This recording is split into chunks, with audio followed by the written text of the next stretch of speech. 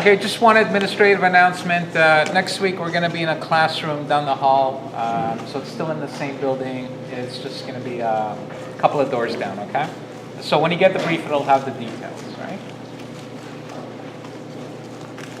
All right, let's pick up where we left off. Sources of risk. So this is how we calculate total portfolio risk. But what the author is trying to show us is how do we find out how much each stock contributes to the overall risk? And the framework is the following. So now let's do an example. Well, this is the data. So what I'm going to say is step one, calculate the portfolio risk. So using the frameworks that we have, variance of the portfolio. Okay, you might want to write tight here because we got a few terms here. Specifically, we have 6 terms. This is stock A, risk of A, risk of B, risk of C. Then what do we want? We want covariance, exactly. We want AB, AC, and what's the other combination? BC, right? Okay, so here we go. So weight of A, again guys, I don't want to reinvent the wheel. I'm just using this framework, right? So just tell me the weight of A. Weight of A is 0.4. And times the standard deviation is 20 squared. Plus 0.5 times 0.12 squared. Plus 0.1 times 0.06 squared. And here we go with the covariance part. Again, I don't want to reinvent the wheel, it's right there, if I may. So it's 2 times the product of their weights times covariance. So 2 times 0.4, 0.5, and I'm just going to write the covariance part right underneath, which is 0.0096 plus 2 times AC, which is 0.4 times 0.1 times the AC covariance, which is right there, 0.00144, and wait, AC, I'm sorry, AC is 0.0024, you're right. Sorry about that. Okay.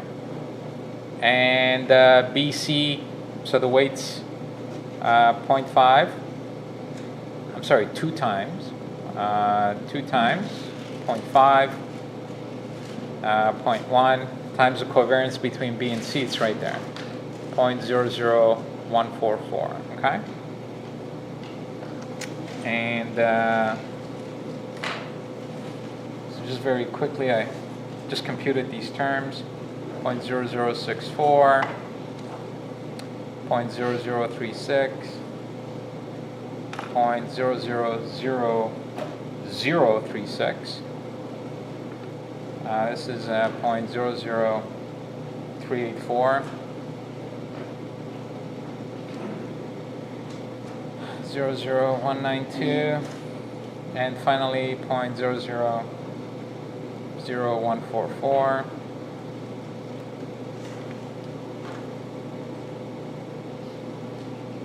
Equals 2.014212, and then finally standard deviation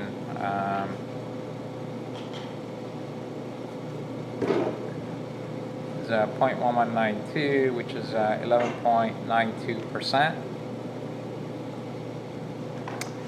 And then step 2, we're going to find the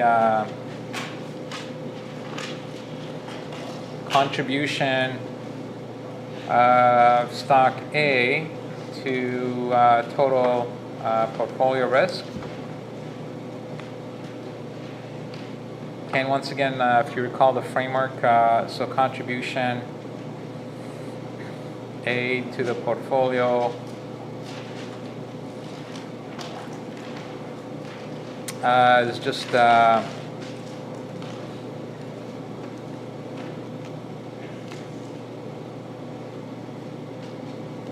okay, so that was the contribution. So let's calculate it.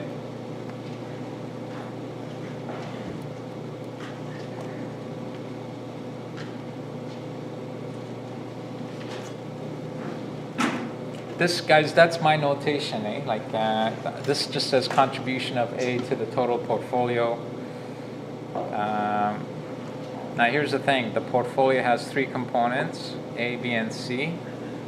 So the way I'm going to set it up here is as follows. This is AA,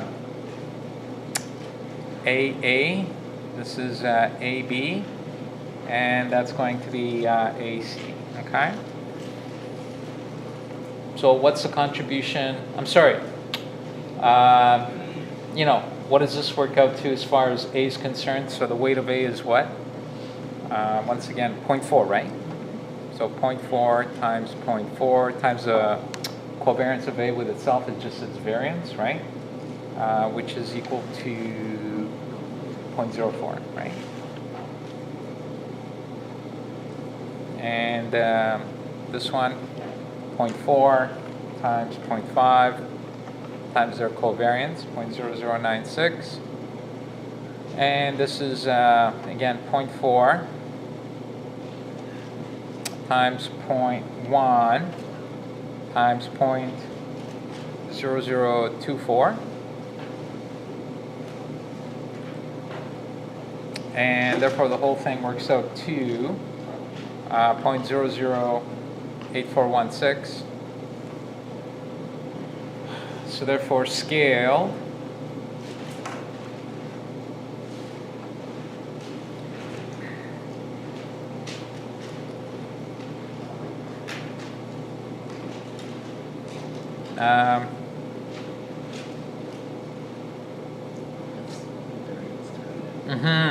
yeah, like I said, so he's right. So you might want to put a square there. Why am I not making a big deal out of it? Because it's cosmetics, right? The important thing is what it stands for. Contribution of A to, but this will be kind of important. Contribution of stock A to total portfolio variance, okay? So you might want to put a little square there, okay? So scaled, if we were to scale this, that's the total, right? And this would be the portion represented by A, right?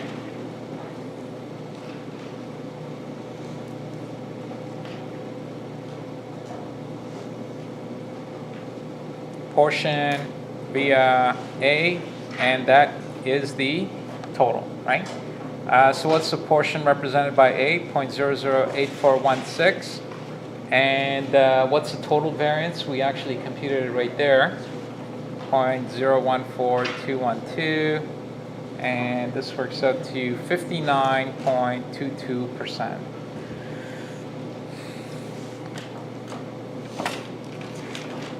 Interpret.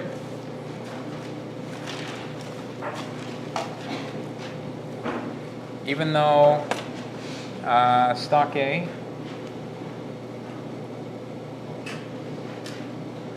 represented 40% of the portfolio weight, it accounted for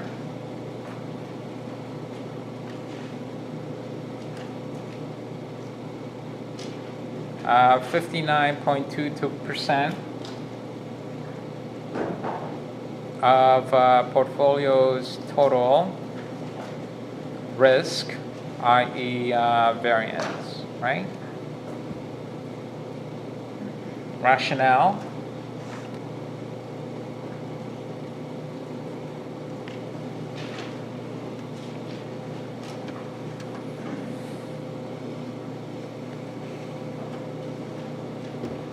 What do you got?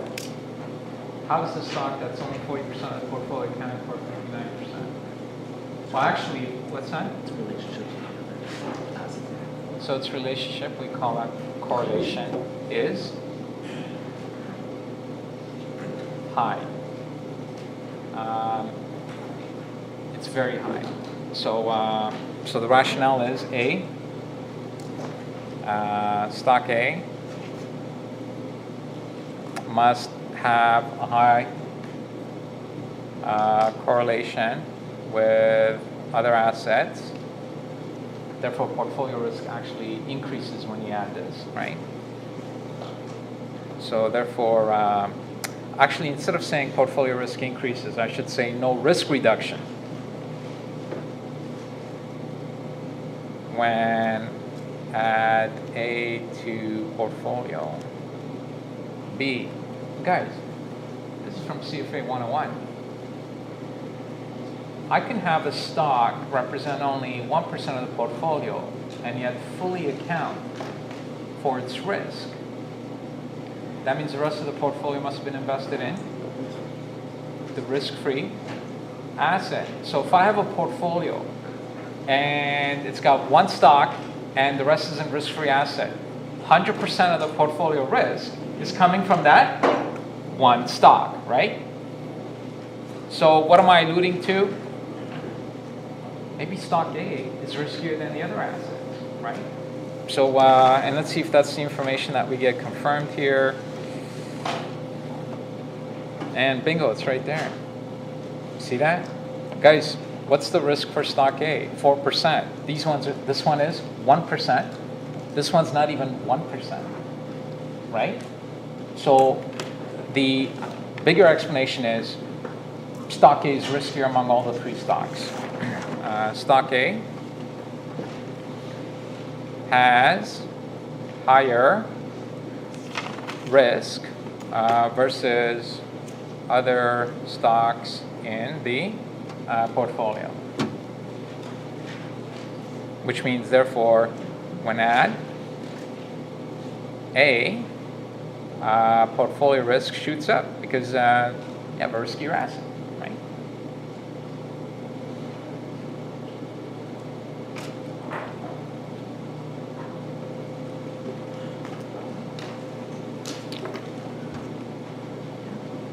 Okay.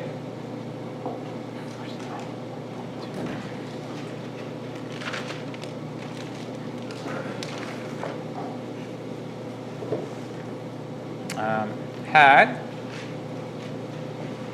stock A exhibited a negative correlation, then it would have actually reduced portfolio risk, despite the fact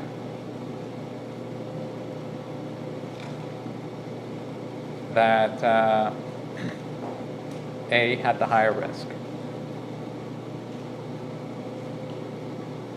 Okay? So you got to look at both components, the absolute level of risk and its correlation. Okay? Okay, why do I have these numbers? Step 1.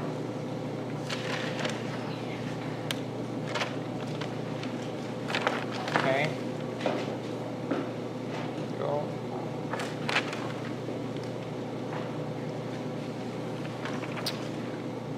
Now, prior equation.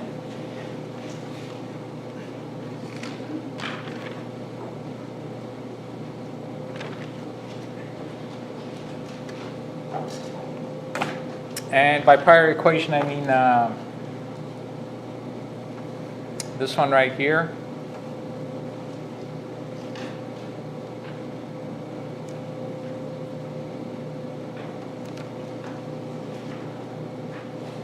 Looks at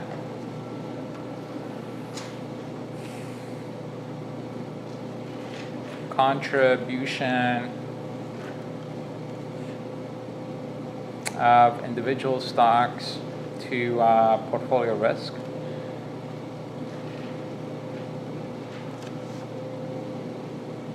But we can also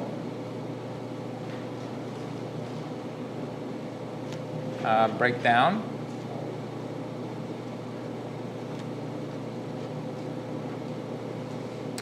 portfolio risk in terms of its A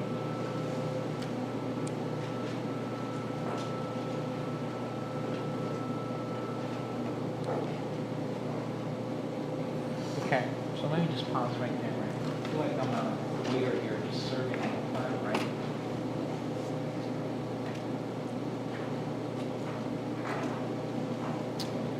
Okay, so here's my portfolio. What's the big picture here, guys? My portfolio is risky. And what are you trying to do? I'm trying to attribute it. What's causing it to be risky? What was the first approach? Why don't you just look at the individual stocks, right? So we saw the contribution each stock made to the portfolio. What if I had 500 stocks? That's a pretty useless exercise. Each stock is going to contribute minuscule. Is there another way we can attribute total risk? Rather than stock by stock basis, risk factors. In other words, how much of this volatility is coming from company size? How much of this volatility is coming from growth versus value? How much is coming from momentum? I could do that. I could break it down any way I want, right? So factor exposures.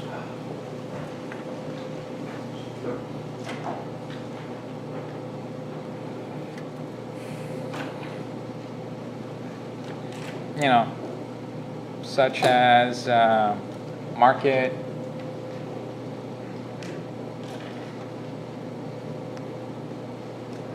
size, valuation, momentum, and B, anything not explained by these factors, how did we conveniently attribute it to? Errors, right? And residual, not attributed to factors.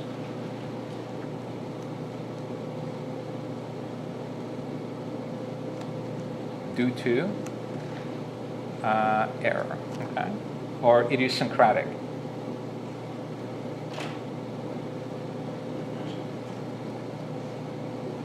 Okay.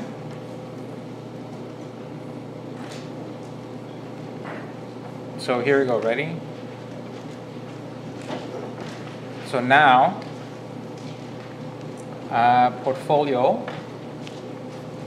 volatility. So instead of using the traditional variance model, which says tell me the weight of each stock and the risk of each stock and the correlation, what this says is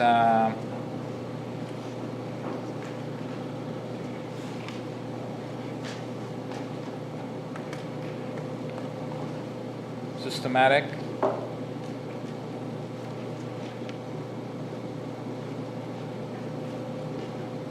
factors. So this was from CFA 101, right? Risk comes from systematic and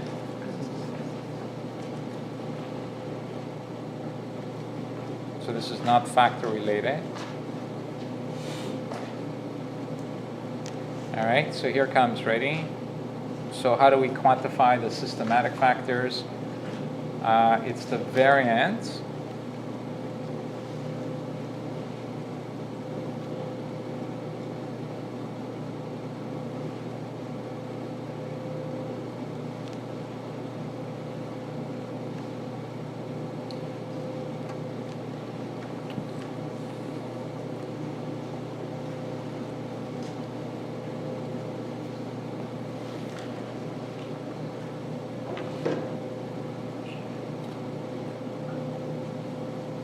oh, it's beautiful. It's so beautiful. You want to see why it's beautiful? Remember beauty's skin deep? So yeah, it looks ugly here, but look, that's volatility, right? Where's it coming from? Well, suppose a client said, don't touch the beta.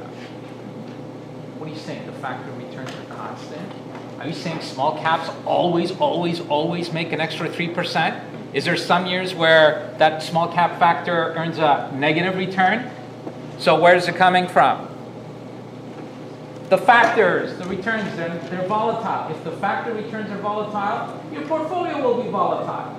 So if small caps go down, you go down. That's volatility. And where's the other one? Well, the other one's coming from, if I can make an arrow here, the other one's coming from where? Where's all this volatility coming from? Well, look guys, here's a coin. On one side of the coin is active return. On the other side of the same coin is risk.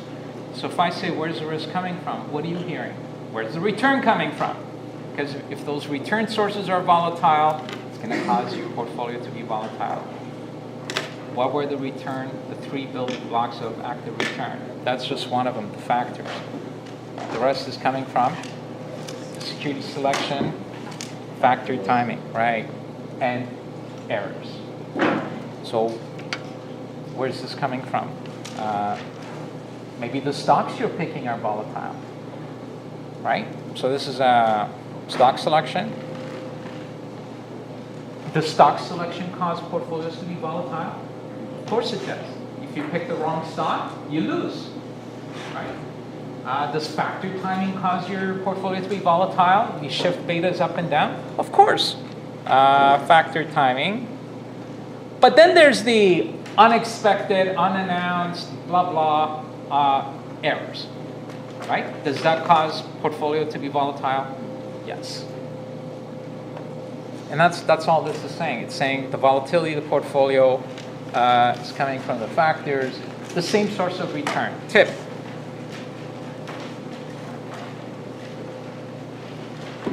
The sources for risk are the exact same source.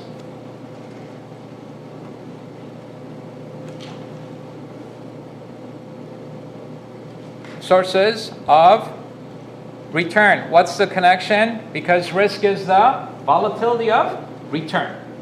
So yeah, it's one and the same.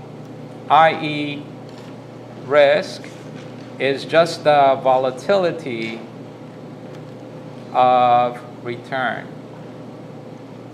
So whatever is the source of return is now also a source of risk, right? Okay, here we go. So example, if hold portfolio with small cap stocks, the portfolio risk is via 1, volatility of the factor return, which is the FI part, and this would be what? Volatility of small cap as a group. So we're not talking about an individual small cap, we're just talking about volatility of small cap as a group, right? And 2, variance of the errors. So first of all, this is a plug. It's the portion portfolio variance not explained by the factors.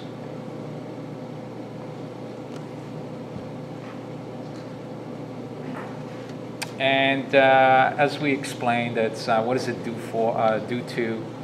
It's due to. I mean, it's right there. So I'll just write it very quickly again. Stock selection, factor timing,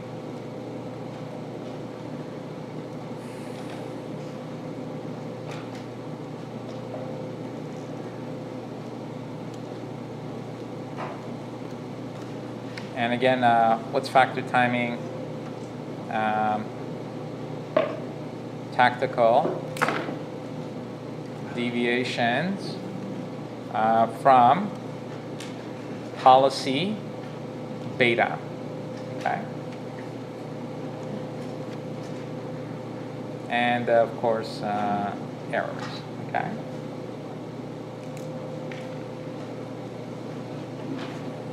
Which could also be, we talked about this before. You may think it's an error, but it's not. What was that hidden? What's the culprit?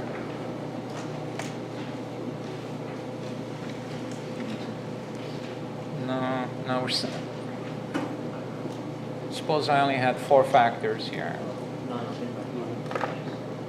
So if you only have 4 factors here, anything not captured by the 4 factors is going to show up in the errors.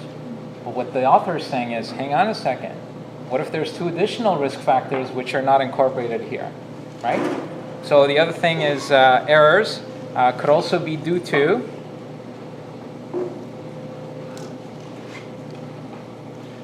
factors not captured by the model, not embedded in the model, okay?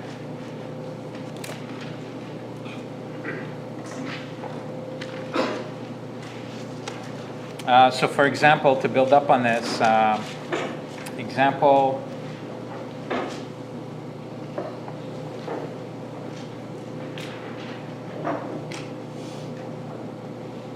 you know what, that's good enough. Yeah, okay, 2.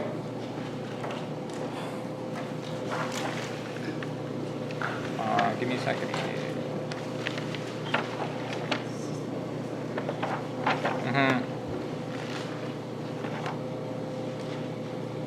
Okay, so that's 1. So can you guys do me a small favor? I don't want there to be any confusion when you guys are reviewing the notes. Can you just make that A and a B, please?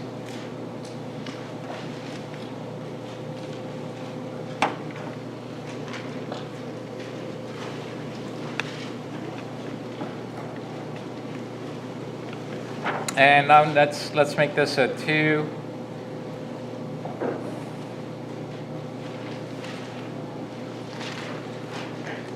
Okay. So guys, I need you to see the big picture. Once again, my portfolio is volatile. What was the first approach? Let's break it down in terms of the individual securities. So what was the 2-step process we did there?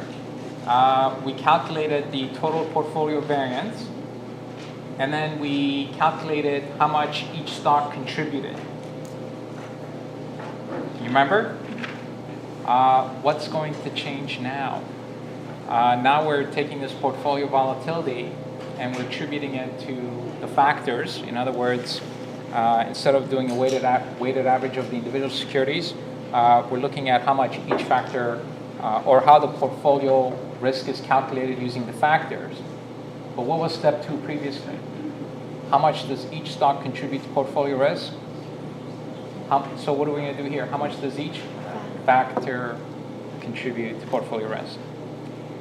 If we have that big picture, this becomes easier because we have a roadmap, right? So we're not just doing the equations in the dark, right? So part 2 is, how much does each factor contribute to total portfolio variance? Contribution of factor I to portfolio variance.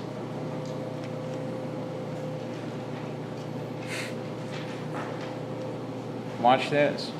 From individual stock attribution. How did we do it, remember?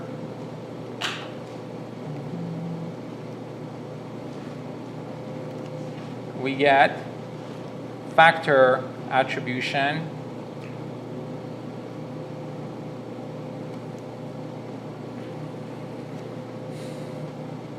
you not believe this. Ready? Instead of weights, what are we plugging in? Betas. Why? Because beta is exposure, so it's a weight. So, look guys, whether my beta is 0.6 or whether my weight is 0.6, they both mean the same thing. I have a 60% exposure to that factor. Oh my God, it's the same equation. It's the same equation.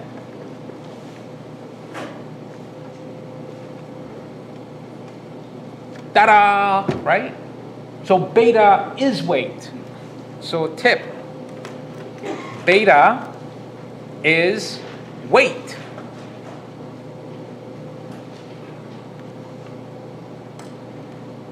Example, if beta is 0.6 or weight is 0.6, they both mean the same thing. We have, so portfolio has 60% exposure to underlying factor, right? Just one other demonstration to bring this home. If my market beta is 0.9, right? How much of my portfolio is invested in the market?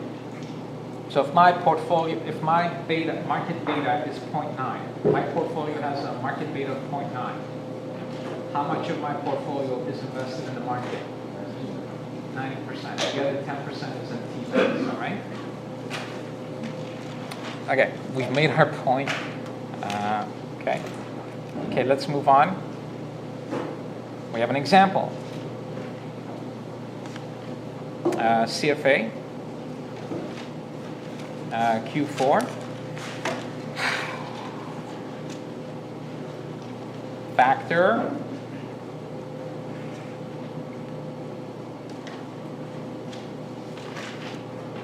1, 2, 3, 4. So 5 columns and just 3 rows. It's not a big table at all. Factor, I should call it factors, market, size, value, and momentum.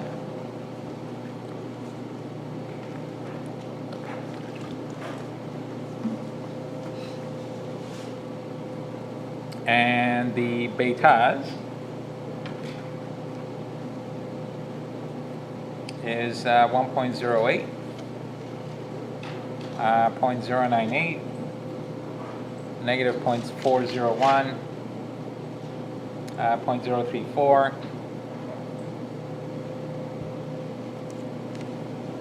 and we're also told that the portfolio standard deviation is 3.74%,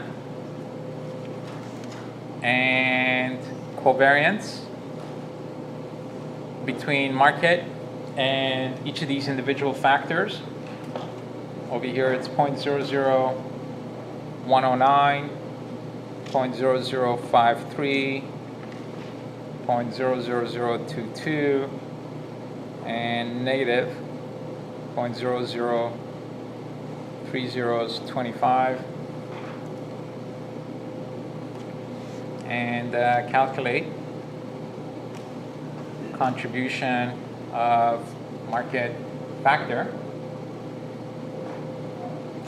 to portfolio variance. Okay? So it's the same thing as before.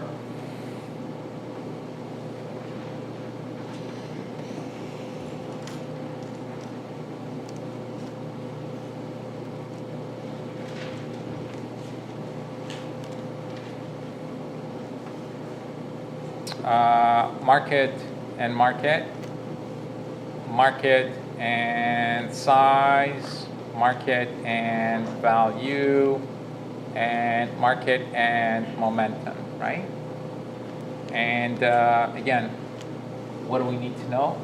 The weights, which in this case is represented by the betas, so 1.08 times 1.08 times the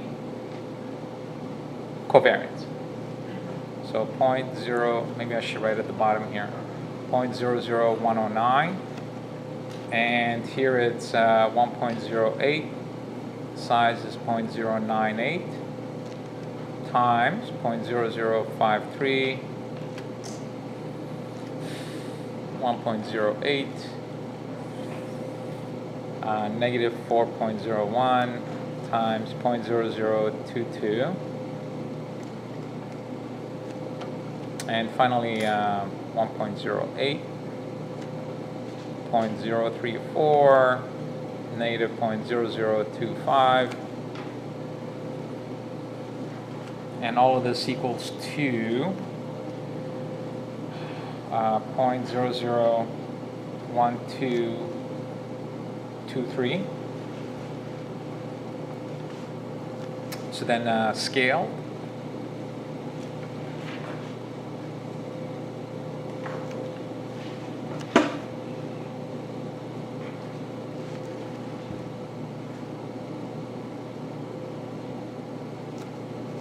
Okay, and so for the portfolio, just be a little careful here, squared, because they gave us standard deviation, right?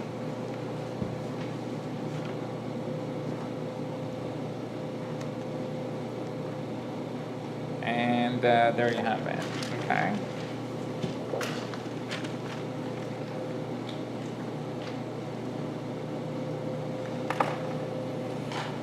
So what would the narrative be? How would you rate this 87?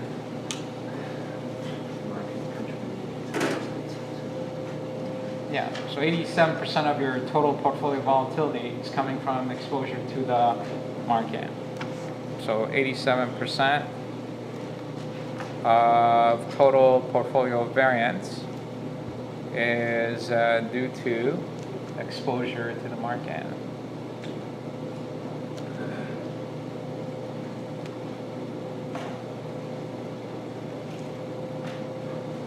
And once again, this contribution increases, so just as an extra. Contribution to portfolio risk increases if, so now I want factor answers. How about the factor is just more volatile, right? Factor is more volatile, right? So you had a high risk factor, all of a sudden it's accounting for all the volatility in your portfolio, right? And the second one, the factor has higher covariance with the other factors. Factor has high correlation or covariance with the other factors in the portfolio.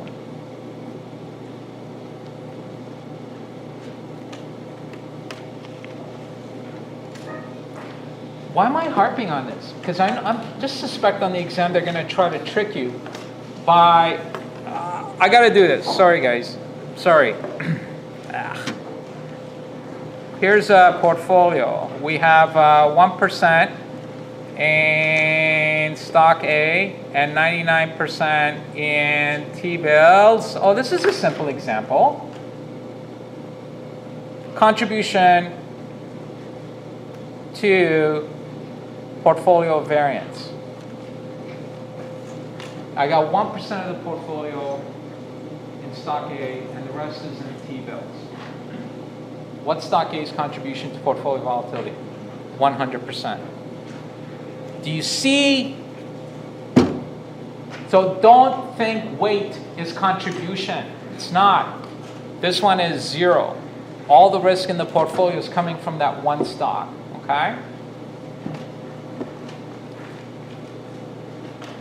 Show me your notes later. I got to write this down myself. Okay, what's next? 2. We have a part 2. What's part 1, if I may? Wow. Part 1 is sources of absolute risk.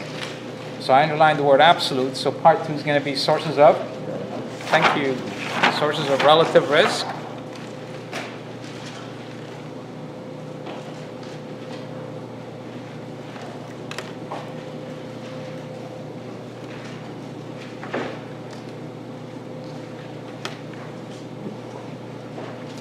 So, you know, when we say relative risk, first of all, what do we mean? Relative to benchmark. Okay. So, you know, just a couple of things. As we all know, active return.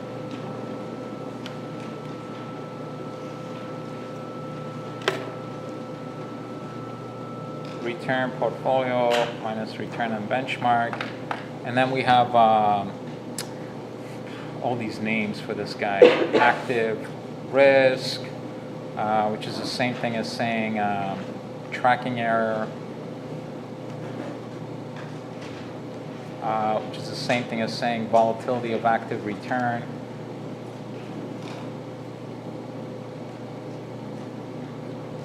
Okay, so how do we do this?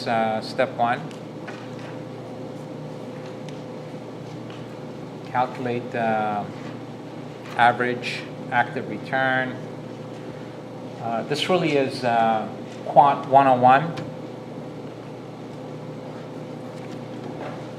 So if I said calculate average return, what would you do? You'd add up the return over the period divided by number of periods. So if I said calculate average active return, what would you do? The exact same thing. So sum of the individual active returns divided by n, right? So average over a period.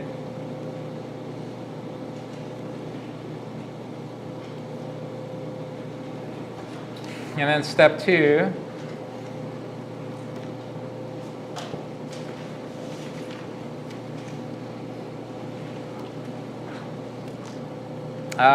calculate, all right, again, I can't serve this one on a platter. How do you calculate variance?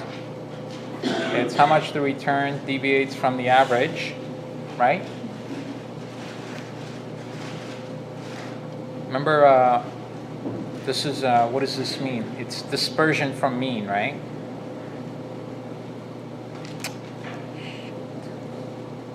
Average dispersion from the mean. What is the definition of standard deviation? It's the average dispersion from the mean, right? So what does this represent? It's the dispersion of an individual observation from the mean, right? So you got to add up all the observations, right? But some observations are below the average, some are above, which means if you added this, it'll equal to 0. How do we avoid that? Yeah, but it also said find the average, right? Okay, so from that, what do we get? Tracking error squared. So what's the tweak? Wherever you see return, you're going to plug in active. It's the exact same methodology.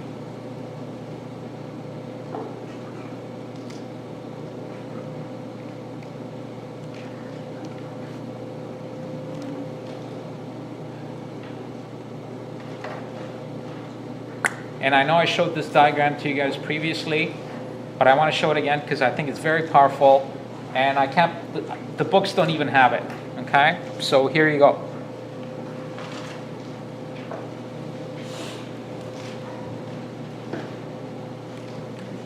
This here represents active return, and that's the positive, that's the negative, and that's 0.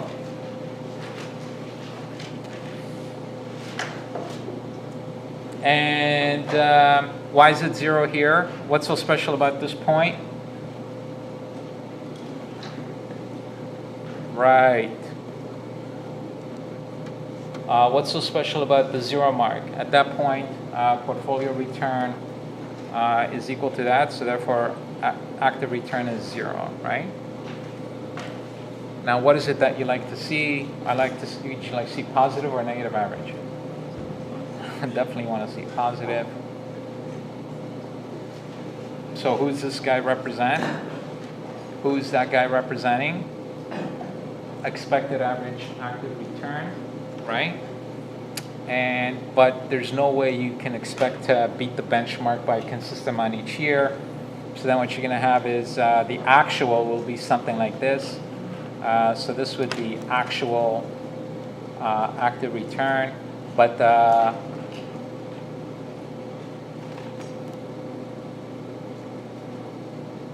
uh, you know, what does that range represent? Tracking error, right? So what we like to see is ideal. What would be ideal? Scenario. We want to see positive average active return with low tracking error.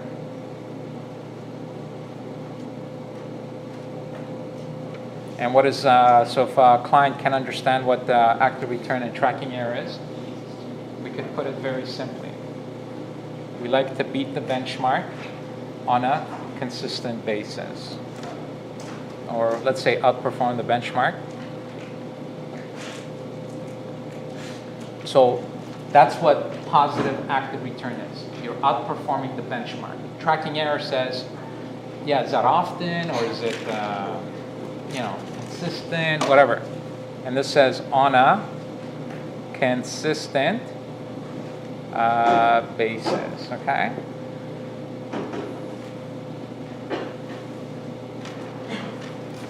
So just a couple of pointers.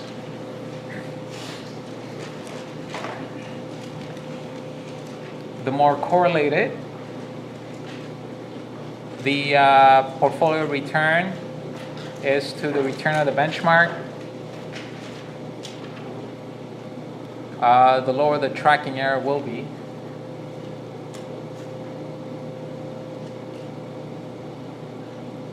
And therefore,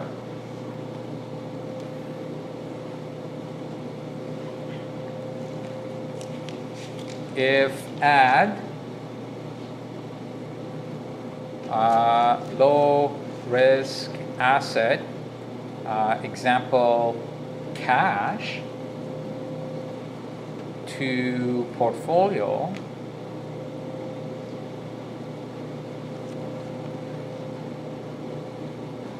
this one's a trick question. I guess it's not so tricky, right? Why does it go up?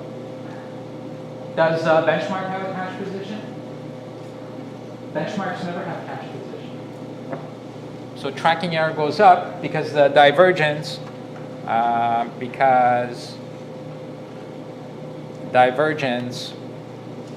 increases between portfolio, which has cash, and benchmark holds no cash.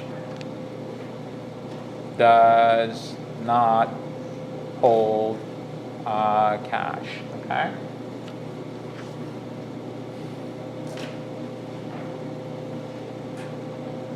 Let's pick an extreme example. Extreme example,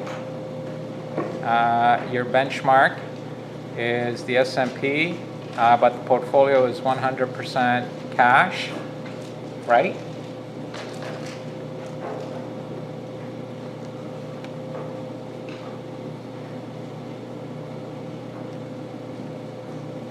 So therefore, there's going to be no relation between portfolio and bench, and therefore tracking error would be very high. So that's an extreme illustration. So if I'm 100% cash, the tracking error is going to be all over the place, okay?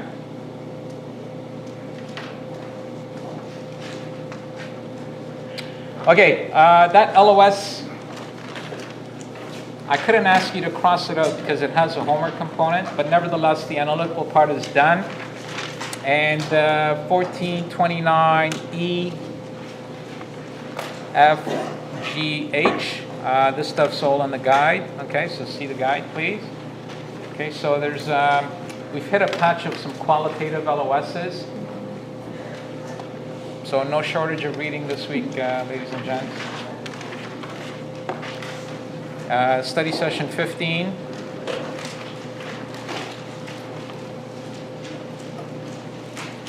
Alternative investments.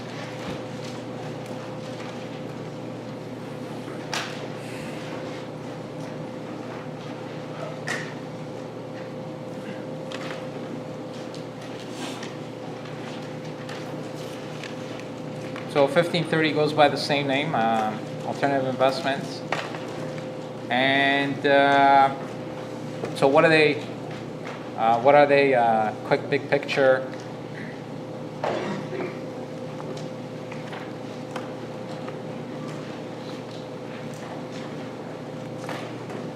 Okay, they call it direct real estate.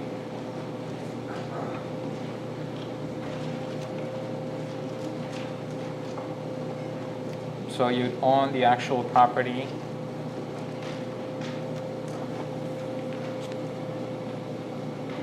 And not REITs. What are REITs? Real estate investment trusts, which are shares.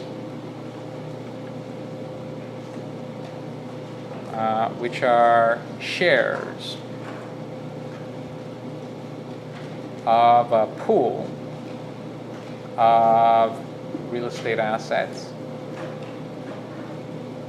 So there's direct ownership, and there's indirect, which is through shares, right?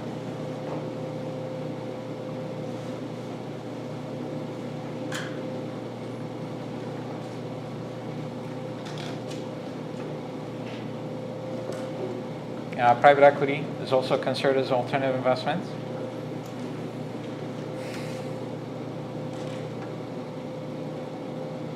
Commodity also. Hedge funds.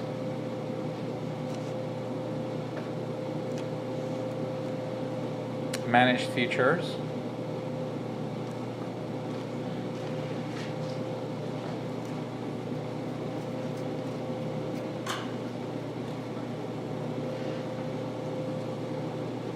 And distress. Okay.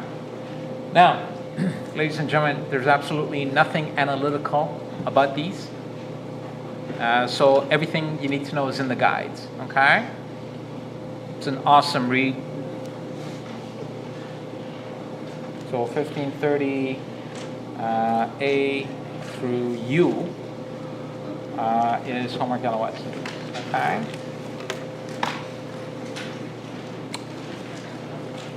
And believe me, guys, I've trimmed away as much fat from the CFA readings as possible.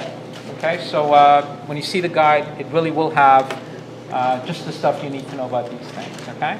All right, so we're going to go to study session 16.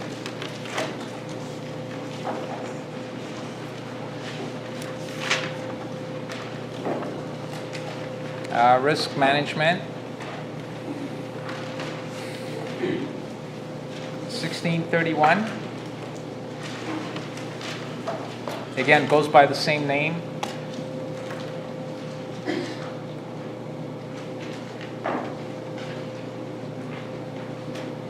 Okay, 1631. A, B, C, D. Homework. But not to worry, there's lots of analytical for you.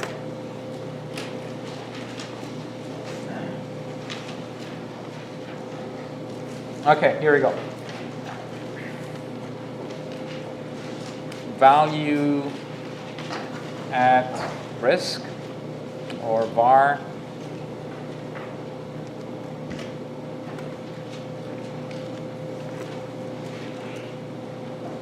And VAR is the loss expected to be exceeded with a given level of probability over a specified period. So for example, 5% monthly VAR is equal to 20 million. Therefore, there's a 5% probability or alternatively 1 out of every how many months? 20. And where do we get 20?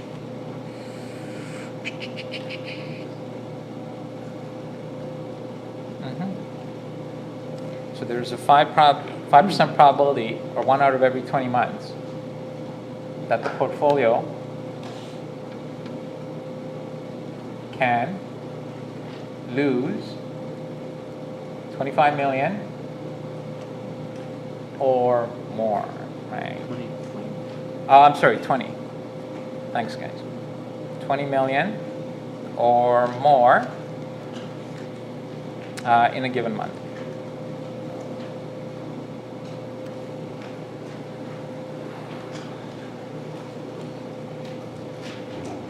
So what are the var elements?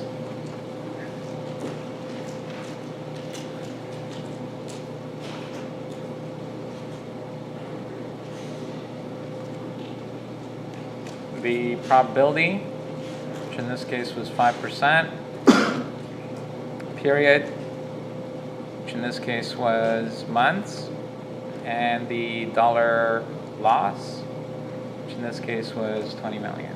Okay. All right, so some notes about var.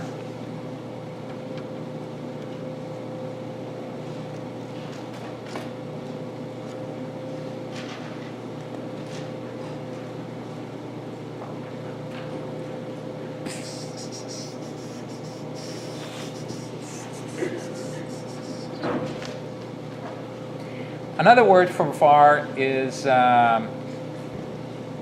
what's that? Expected.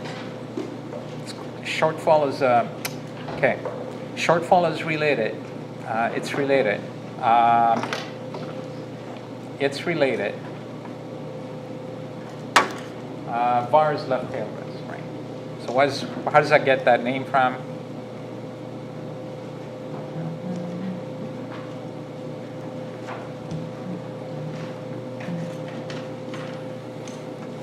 So when you think losses, what side are you thinking? Left side or right side of this graph? Left side, right? Now, if you remember tail areas,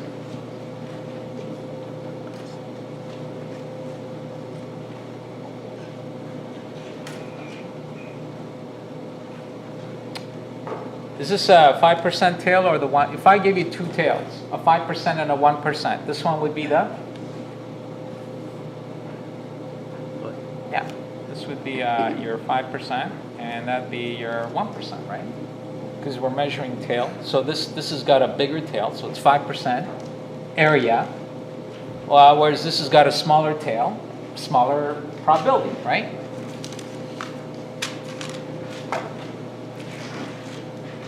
But guys, look at the losses. This is, what am I going to call this? This here is your 5% var, and this here is your 1% var. Which loss is greater? 1%.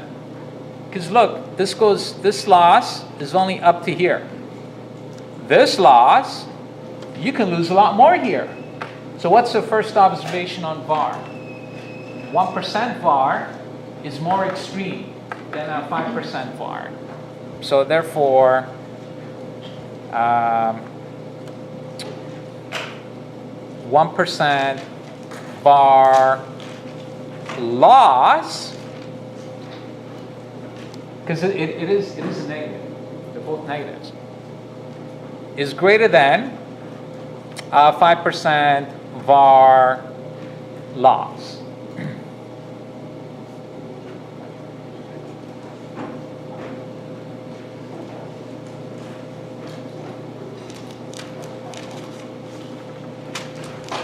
So therefore,